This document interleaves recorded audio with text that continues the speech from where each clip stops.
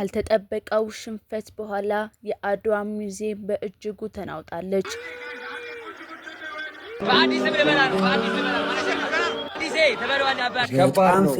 ጆ 1 ሚሊዮን ተበላቻ አባይ ለሰደው ባፍ ይቀድማል አምኖ በከዳት እንዴት ያማል። ንቃተ ህሊና አሸንፎ 1 ሚሊዮን ብሩን ለመብላት ጥቂት ደቂቃ እኔ እችላለሁ። እግዚአብሔርን ገና ካሁን 2 ጨዋታ በልቻለሁ ማለት ነው። ይሄን ቪዲዮ ለጆን ዳንኤል አድርሱለት። ያሸንፋል ንቃተ ህሊና ብዬ 100,000 ብር ሜድ ያልኩኝ ነበር። 1 ሚሊዮን አድርጌዋለሁ ጋይስ። 1 ሚሊዮን ብር ከራሴ አስይዛለሁ።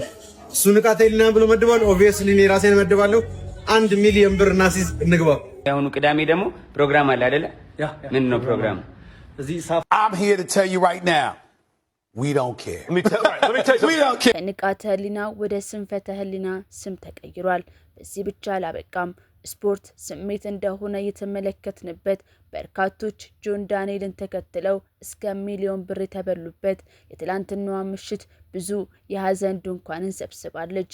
ታዲያ ጆን ዳንኤልን ጨምሮ ሌሎች በሚሊዮን ብር ማስያዛቸው ድፍረት ነው ወይስ መቸኮል ወይስ እይታ ፍለጋ? ሐሳባችሁን አጋሩን። ከውድድሩ በኋላ ታይቶ የማይታወቀው በኢትዮጵያ ደረጃ በርካታ የስፖርት አፍቃሪ እንዳለ በታየበት ምሽት የአድዋ ሙዚየም በሰዎችና ያውም በስፖርት አፍቃሪያን ተጨናንቃለች። ይህ ሁሉ ሲሆን ግን ከ80% በላይ የሚሆነው የስፖርት አፍቃሪ የንቃተ ህሊናን አሸናፊነት ሲጠባበቅ የነበሩ ደጋፊዎች ነበሩ። ውጤቱን አይታችኋል። በዚህ ቪዲዮ ግን ከውድድሩ በኋላ ምን ተፈጠረ? አብራችሁን ቆዩ። ከውድድሩ በኋላ ማንም እየሄደ የሚጋልበው የከተማ ልጅ ይህንን ይበለኝ ቀበሌ እንኳን በቅጡ መምራት የማይችል ሁሉ አስጠቃን። ጎበዝ ምን ንቃተ ህሊና ስንፍተ ህሊና ነው እንጂ የሚሉ ሲሰሙ በቃ የሚመር መጫወቻ ሆነ ቀረ። አንድ እንኳን አሰነዝርም 6 ወር ሰልጥነ ገፍትረ እንኳን አጥለኝም ብለ ፎክረ ብራችንን አስበላን ያሉም አልጠፉም። ሰው እኮ ሲሸነፍ ቢያንስ የሰው ልብ አሸንፎ ይሸነፋል። አንተ ለሽንት ወጥቼ እስክመለስ ተሸንፈ ጠበከኝ። ቦንጋ አንገቷን ደፋች ባንተ። ገና ውድድሩ እንደጀመረ ከደቂቃዎች በኋላ ጆኒ ንቃተ ህሊናን ጥሎ መደብደብ ጀመረ። ጀርባው ላይ ሆኖ ፊቱን ለመጉዳት አዝኖለት ይመስላል። በመጨረሻም ማሸነፉ ተበሰረ። ጆኒ በኩራት ማርሻል አርት ነኝ የምትሉ ሁሉ አሰልፌ እቀጠቅጣችኋለሁ አለ። ንቃተ ህሊና ብዙዎች በፈሩበት ቦታ መጥቷል አለ መድረክ አጋፋሪው። ግን እኮ ስፖርቱ ድፍረት አይደለም ብቃት ነው የሚፈልገው። ወዳጆቼ ነገሩ ለውድድር ድምቀት እንጂ የምር አይመስልም። ንቃተ ህሊና ግን በዩቲዩብ ቪዲዮና በኢንተርኔት ቪዲዮ ነው ራሴን ለዚህ ያበቃሁት ያለው።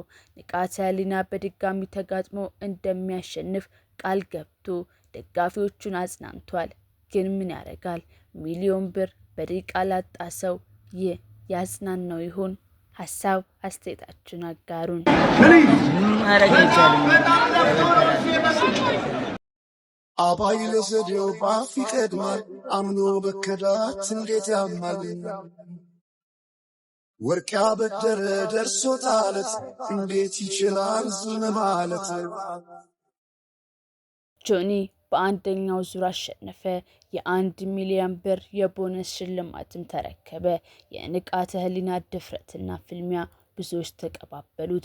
በኢትዮጵያ የስፖርት ታሪክ የመጀመሪያው ፕሮፌሽናል የድብልቅ ማርሻል አርት ወይም MMA ውድድር በአድዋ ድል መታሰቢያ ሙዚየም በዛሬው ዕለት በከፍተኛ ድምቀት ተካሂዷል።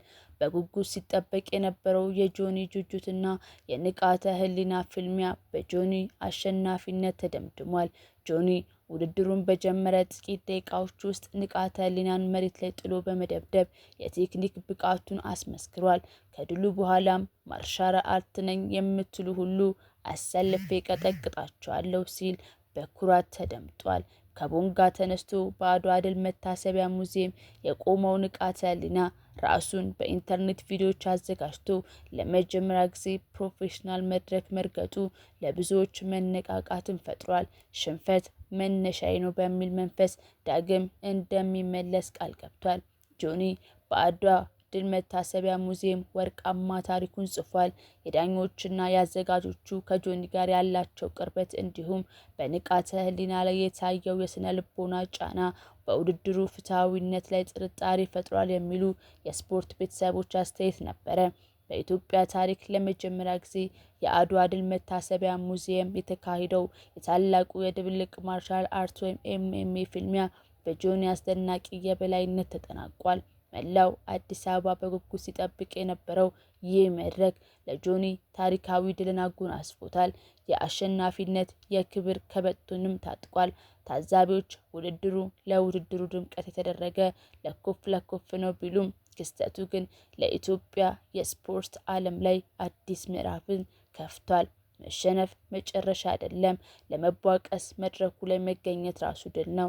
ንቃተ ህሊና ፍርሃትንና ግፊትን አሸንፎ መድረክ ላይ መቆሙ የጀግንነት አክሊል ነው። ነገ የታሪክ መጀመሪያ ሊሆን ይችላል።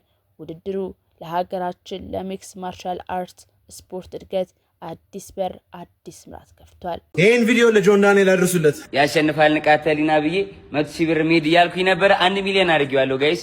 1 ሚሊዮን ብር ከራሴ አስይዛለሁ። እሱ ንቃተ ህሊና ብሎ መድቧል። ኦብቪየስሊ እኔ ራሴን መድባለሁ። 1 ሚሊዮን ብር እናስይዝ እንግባ። ያሁኑ ቅዳሜ ደግሞ ፕሮግራም አለ አይደለ? ምን ነው ፕሮግራሙ?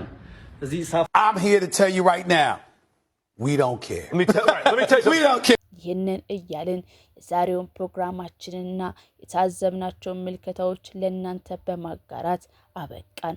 ሰላም የዩቲዩብ ቻናል ቤተሰቦቼ፣ እስካሁን አብራችሁ ስለነበራችሁ እያመሰገኑን ሁሌም እንደዚህ አይነት መነጋገሪያ አጀንዳዎች ላይ እንድነጋገርባቸው ለማግኘት ደግሞ የዩቲዩብ ቻናላችንን ሰብስክራይብ እና ላይክ በማድረግ ሀሳብ አስተያየታችሁን ኮሜንት በማድረግ አብራችሁን እስከ መጨረሻው ስለቁ። ቸር ዋሉልኝ። ንቃተ ህሊና አሸንፎ 1 ሚሊዮን ብሩን ለመብላት ጥቂት ደቂቃዎች ናቸው የቀሩት። አሳያችሁ በአዲስ ልበላ ነው። ማለት ነው። አዲስ ተበለዋል አባቴ። A few minutes later.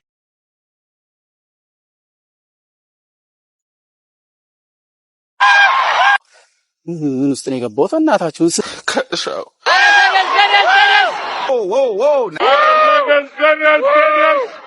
والله يا زلمه موتر